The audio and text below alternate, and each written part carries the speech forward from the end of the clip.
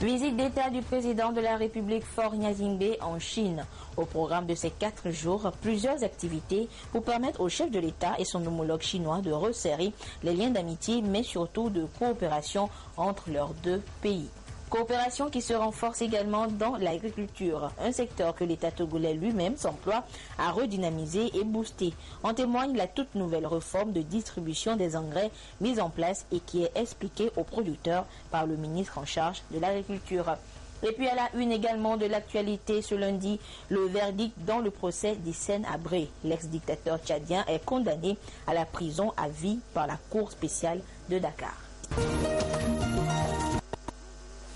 C'était les principaux titres de cette édition. Bonsoir à toutes et à tous. Et nous ouvrons ce journal par ce communiqué du gouvernement. Communiqué du gouvernement. Le président de la République, chef des armées et le gouvernement ont été informés du décès tragique de 5 militaires du contingent togolais de la mission de stabilisation des Nations Unies au Mali, MINUSMA. Ces militaires sont décédés le 29 mai 2016 suite à l'explosion d'une mine au passage de leur véhicule blindé au cours d'une mission déployée dans les environs de Sévaré, une localité située au nord du Mali.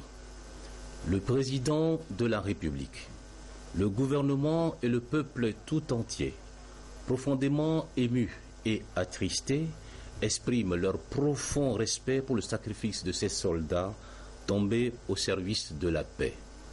Ils adressent leurs sincères condoléances aux familles éplorées ainsi qu'à leurs proches. Ils les assurent de la pleine solidarité de la nation en ces douloureuses circonstances.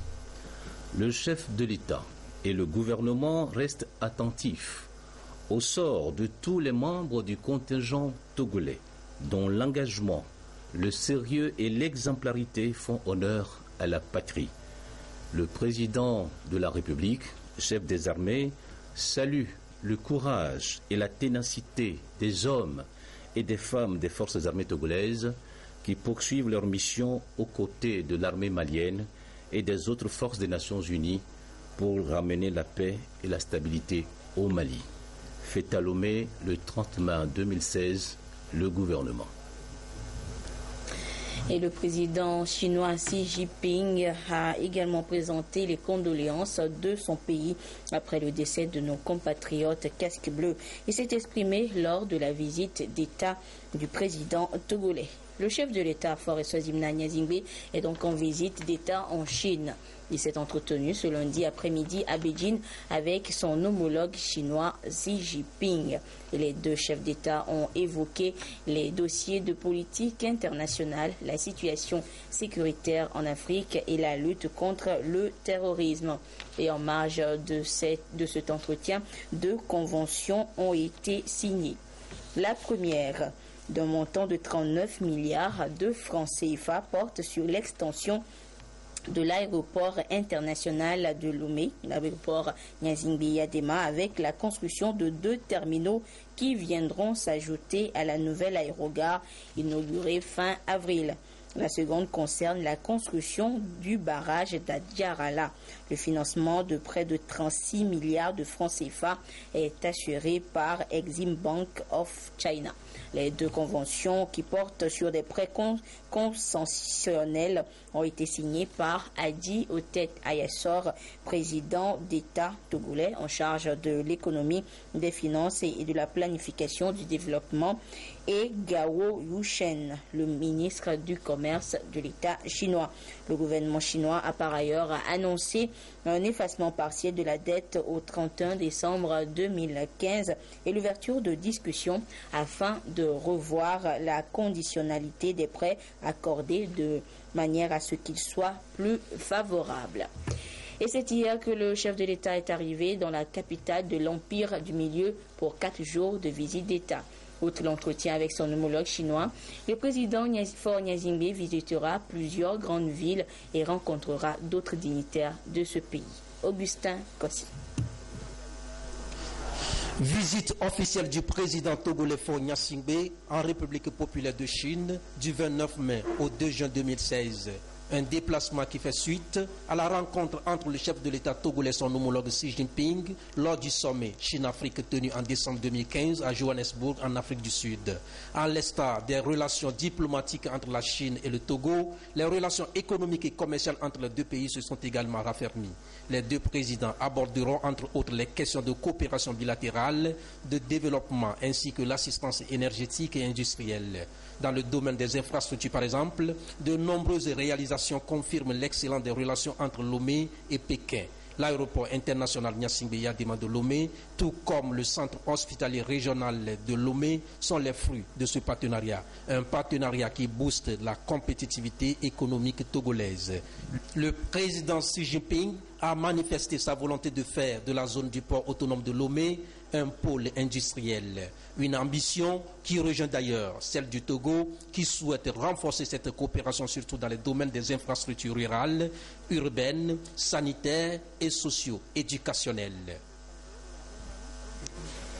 Et je vous l'annonçais, la première convention signée cet après-midi du côté de Beijing concernant donc l'extension de l'aéroport international Gnassingbé Yadema. La convention a été signée entre le ministre d'État togolais en charge de l'économie Adi Otet Ayassor et son homologue, son collègue du commerce chinois Gao Yusheng. Nous reviendrons sur d'autres aspects de cette visite d'État du chef du président de la République en Chine dans nos prochaines éditions. Le ministre de l'Agriculture, de l'Élevage et de l'Hydraulique a entrepris une tournée à travers le pays. Objectif, partager avec les acteurs du monde agricole la réforme de distribution des engrais mise en place par le gouvernement cette année. L'étape de Kara avec la correspondance de Lamarck Bodjona. Nous reviendrons donc tout à l'heure sur cette sensibilisation sur la réforme de distribution des engrais, l'étape de Kara dans le courant de cette édition. Si tout va bien. Et toujours à Kara, les acteurs de la filière coton en réunion de concertation pour la préparation et la gestion de la campagne agricole 2016-2017 viennent de se séparer. Ils se sont mis d'accord sur un certain nombre de points pour mieux entamer la nouvelle campagne. Et de Kara, nous retrouvons Lamarck Bodjona. 81 000 tonnes, c'est la production totale de la campagne cotonnière écoulée contre 113 000 tonnes lors de la campagne 2014-2015. Cette contre-performance est due aux caprices pluviométriques. Cependant, il est à noter que les producteurs ont bien réagi face à ces caprices pour arriver à ce résultat. C'est du moins ce qu'il faut retenir de la réunion de concertation de la filière cotonnière à Kara. Nous avons fait ce bilan qui nous a fait ressortir que la campagne 2015-2016 qui s'est achevée a connu une baisse en termes de production de l'ordre de 28%. Mais il faut dire que dans toute la sous-région, on a eu un sérieux problème de pluviométrie et les filières sœurs des pays voisins, il y a des baisses de production qui sont allées jusqu'au-delà de 30%. Dans ce contexte, même avec le niveau que nous sommes arrivés pour la campagne précédente, nous pouvons nous féliciter et surtout féliciter les producteurs pour leur capacité à rebondir même en situation difficile. Il y a quelques semaines, la NSCT était dans toutes les préfectures du Togo pour récompenser les meilleurs cotonculteurs et cotoncultrices. En tout, 131 lauréats ont ainsi été primés. Cette table ronde a permis aussi de faire une ébauche sur une éventuelle institutionnalisation de ce programme de récompense. Il se trouve que ça a été une opération qu'on vient de démarrer. Et lorsque nous sommes arrivés sur le terrain, ça a été l'objet des doléances formulées par les producteurs. C'est de nous demander de ne pas nous arrêter là-dessus parce qu'ils pensent que ça peut les aider à les pousser à l'excellence. Et donc, les réflexions vont se poursuivre pour voir dans quelle mesure ça peut être institutionnalisé. Est-ce qu'il faudra l'institutionnaliser? Est-ce que c'est annuel, biannuel, triannuel? C'est des réflexions à mener. Pour la campagne qui vient d'être lancée à travers cette rencontre, la NSCT et les producteurs de coton envisagent d'atteindre 130 000 tonnes de coton pour une superficie emblavable de 130 000 hectares. Agriculture toujours, 99 groupements dans la région des Savanes ont reçu un important lot de matériel agricole dans le cadre du PNPER, entendez Programme national pour l'entrepreneuriat rural, un prolongement du PADAT pour soutenir les producteurs à la base et relancer la filière agricole. Désiré Aloï depuis Dapan. Le Togo, ces dernières années, fait de l'agriculture une pierre angulaire, un maillon pour booster l'économie. L'atteinte des objectifs demande un soutien en amont et en aval, un plan de relance encadré par le PNIASA. L'une des composantes de ce dernier est le PADAT, un programme prolongé par le PNPER, programme national pour l'entrepreneuriat rural, pour appuyer davantage les producteurs. Ainsi, un important lot de matériel composé de décortiqueuses, de batteuses, de vanneuses, des bâches, de disbatteuses, des râpeuses et presseuses de manioc pour les organisations paysannes des savanes. Un soutien qui fait partie d'un mécanisme global pour réaliser des performances du jour au jour dans le secteur agricole.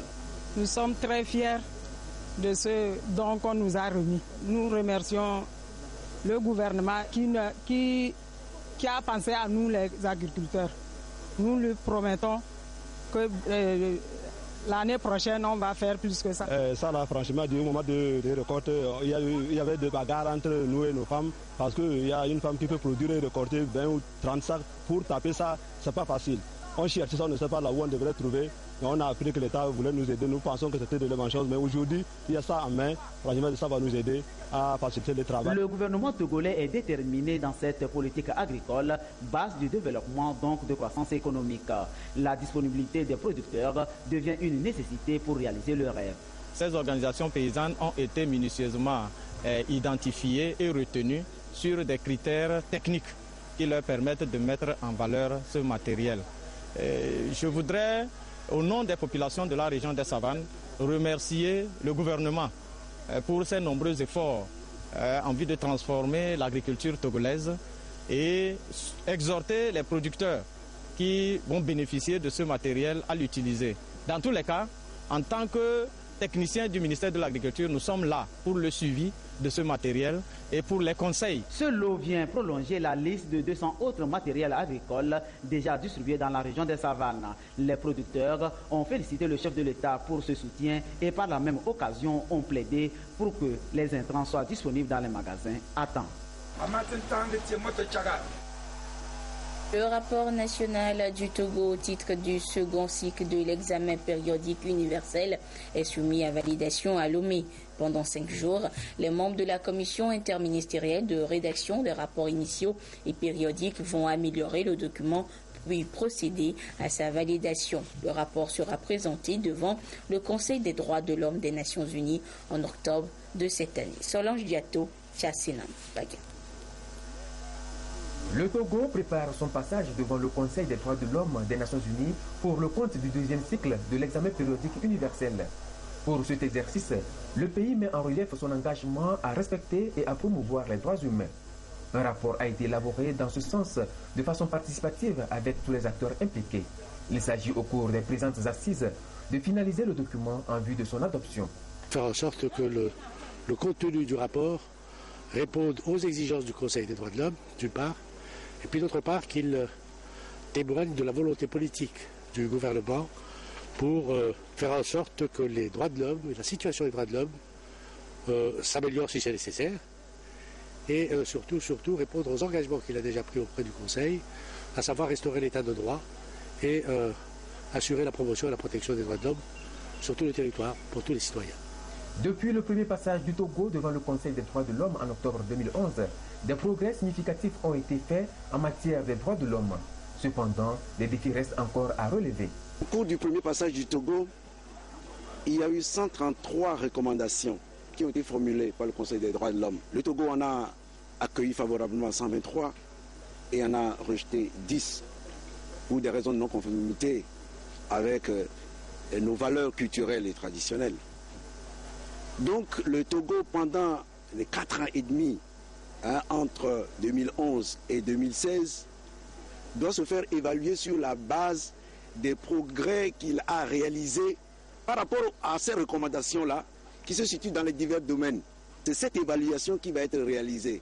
Et le Conseil des droits de l'homme va voir si réellement on est arrivé à satisfaire à ces recommandations qui ont été formulées à l'endroit du Togo en 2011. C'est un examen auquel le Togo sera soumis par rapport à l'évolution des droits de l'homme dans notre pays. Et si le passage est satisfaisant, cela veut dire que nous serons encore bien notés et toute la communauté internationale reconnaîtra que le Togo est sur la bonne voie. Pour ce deuxième passage, le Togo veut faire mention honorable. L'enjeu est donc de taille. Voilà pourquoi il se fait accompagner dans cette démarche par l'Organisation internationale de la francophonie. Le mécanisme d'examen périodique universel, le IFI a énormément contribué et tient à ce que ces pays membres puissent devenir champions dans l'application des droits de l'homme. L'application des droits de l'homme participe à la bonne gouvernance.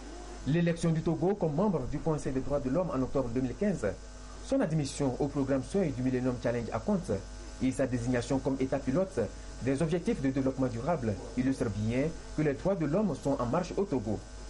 En octobre prochain, il sera question pour le Togo de confirmer sa volonté de poursuivre le processus de mise en œuvre des droits de l'homme pour le bien des populations.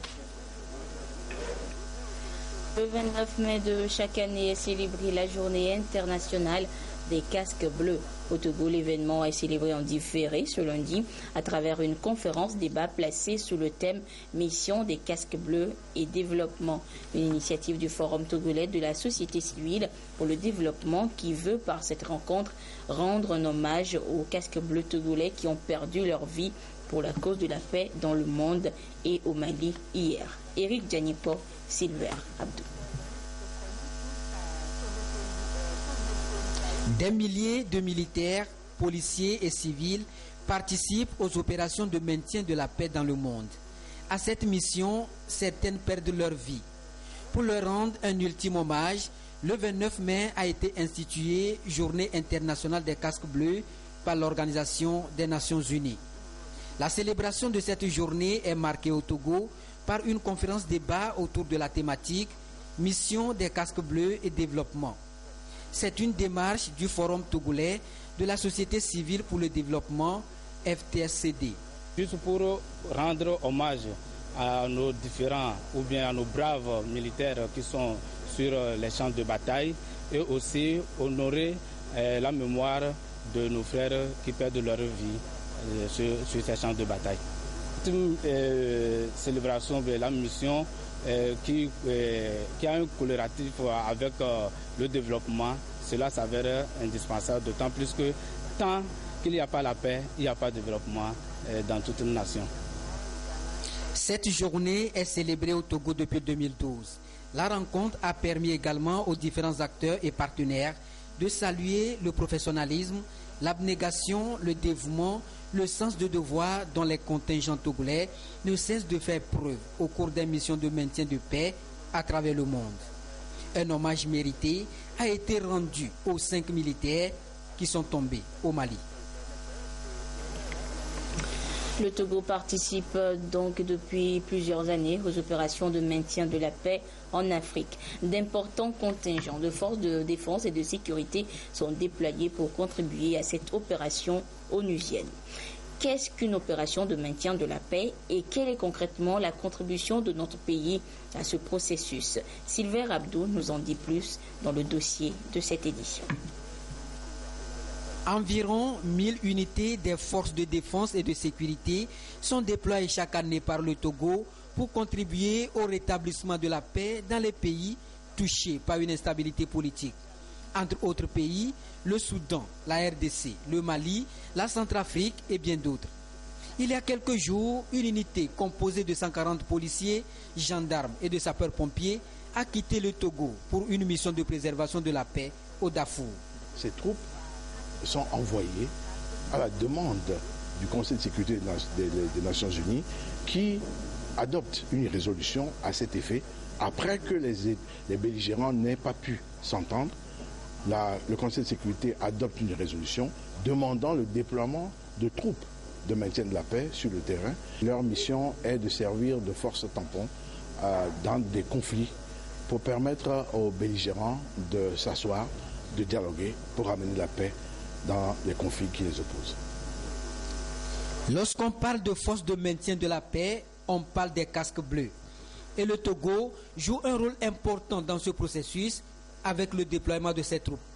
À travers ses opérations onusiennes, le Togo est cité ces dernières années comme l'un des principaux pays contributeurs africains au maintien de la paix en termes de personnel.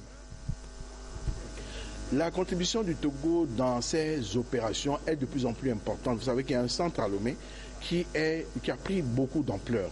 Et le Togo est aujourd'hui parmi les principaux États pourvoyeurs de troupes.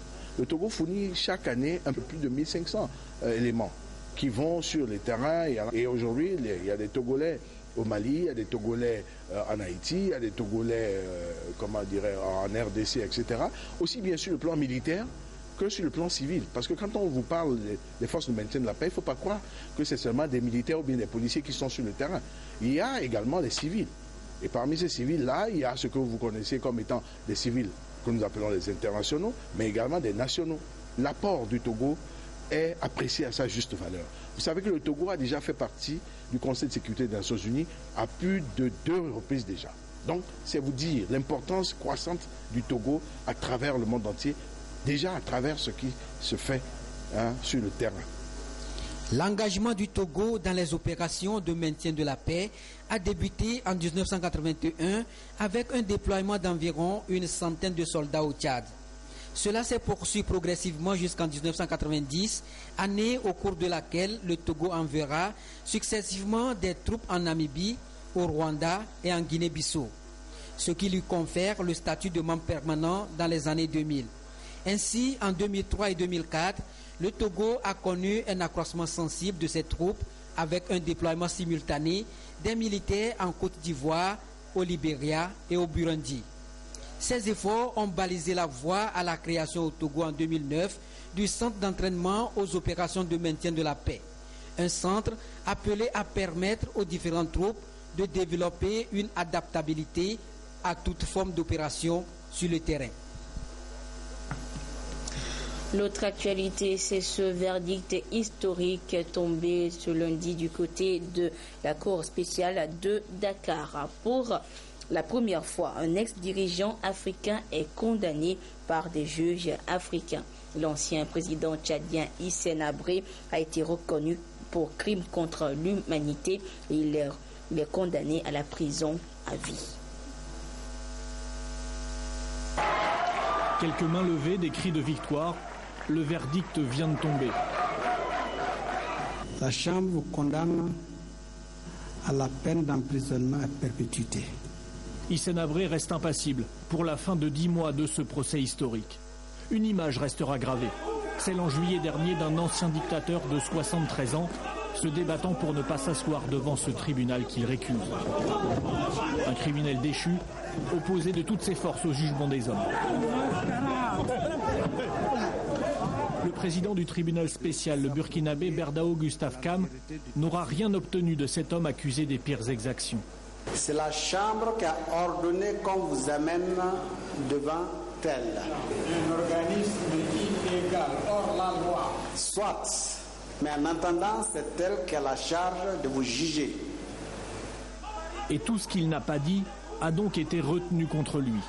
Habré est reconnu coupable de crimes contre l'humanité et des crimes de guerre, de torture et d'exécution, mais aussi d'esclavage et de viol suite au témoignage d'une victime. Cette condamnation est l'aboutissement de 25 ans de travail. Aujourd'hui sera gravé dans l'histoire comme le jour où un groupe déterminé de survivants a réussi à traduire en justice leur dictateur. Après ces condamnations va venir le temps des réparations. Les demandes des victimes vont être examinées, même si les juges doivent encore définir les procédures. Et puis une question restera en suspens. Qu'en est-il des soutiens d'Habré au plus fort de sa dictature? L'ancien chef d'État était tout seul devant la justice. Pourtant, en dehors de ses subordonnés locaux, la France et les États-Unis appréciaient à l'époque de pouvoir compter sur Habré, ennemi comme eux du dictateur libyen Mouammar Kadhafi. Libre et démocratique.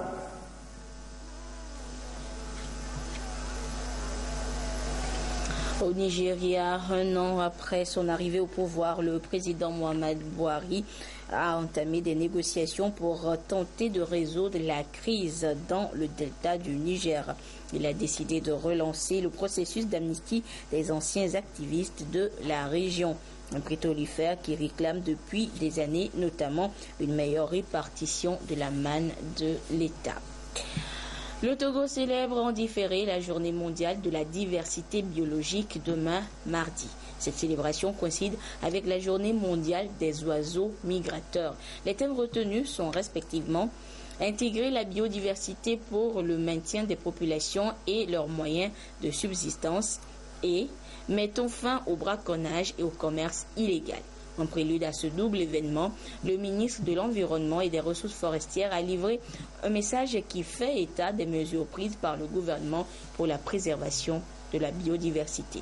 Décryptage avec Elodie Etchri et Tchassinambaga. Déforestation, braconnage, pêche illicite. La biodiversité est partout menacée par l'action anthropique. Or, les ressources biologiques et les grands ensembles naturels qu'elles constituent restent les principaux supports de tous les systèmes de vie et de production. Elles conditionnent également le niveau de vie de la quasi-totalité des populations sur la planète. Voilà pourquoi la communauté internationale appelle, dans le contexte de la célébration de la journée de la diversité biologique, à intégrer la biodiversité pour le maintien des populations et de leurs moyens de subsistance. La biodiversité est le fondement de la vie et des services essentiels fournis par les écosystèmes. Elle sous-tend les moyens de subsistance des populations et le développement durable dans tous les secteurs d'activité, notamment les secteurs économiques tels que l'agriculture, la foresterie, les activités de pêche et de tourisme. En freinant la perte de la biodiversité, nous investissons dans les populations, dans leur bien-être, dans leur vie. Le Togo fait partie des pays qui ont compris très tôt la nécessité de préserver et de conserver son patrimoine naturel de biodiversité. Cette prise de conscience précoce s'est traduite par des mesures juridiques, opérationnelles et de nombreuses initiatives prises par le gouvernement. En effet, les projets renforcement du rôle de conservation du système national d'aires protégées, la création de réserves de biosphère transfrontalières du delta du Mono et gestion intégrée des catastrophes et des terres appuient à l'élaboration des plans d'aménagement et de gestion des aires protégées et des zones humides. Malgré tous les efforts consentis, la biodiversité continue de s'éroder au Togo.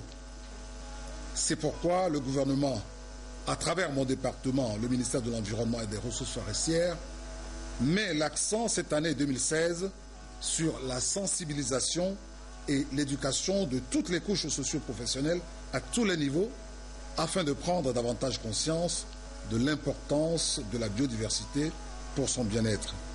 La célébration de la journée de la biodiversité au Togo sera couplée avec celle des oiseaux migrateurs.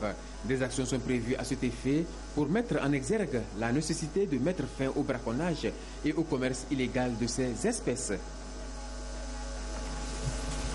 Ce communiqué à présent, c'est un communiqué qui donne le programme du lancement officiel de la journée de l'arbre cette année 2016. Mercredi 1er juin 2016, cérémonie officielle de lancement. Lieu à Dido Gomé, en face de l'écobanque à Dido Gomé sur la nationale numéro 5. 5h45. Arrivée des membres du gouvernement et de l'Assemblée nationale. 6h. Arrivée de son Excellence Monsieur le Président de l'Assemblée nationale. 6h15. Arrivée de son Excellence Monsieur le Premier ministre. 6h30. Cérémonie de mise en terre des plans. Le Premier ministre procédera donc à la mise en terre, suivi du Président de l'Assemblée nationale et des membres du gouvernement et de l'Assemblée nationale. 8h. Fin de la cérémonie et départ des autorités. Et nous terminons ce journal avec l'actualité du jour. C'est cet entretien entre le président Faure Gnassingbé et son homologue chinois Xi Jinping à l'occasion donc de la visite d'État du président de la République en Chine.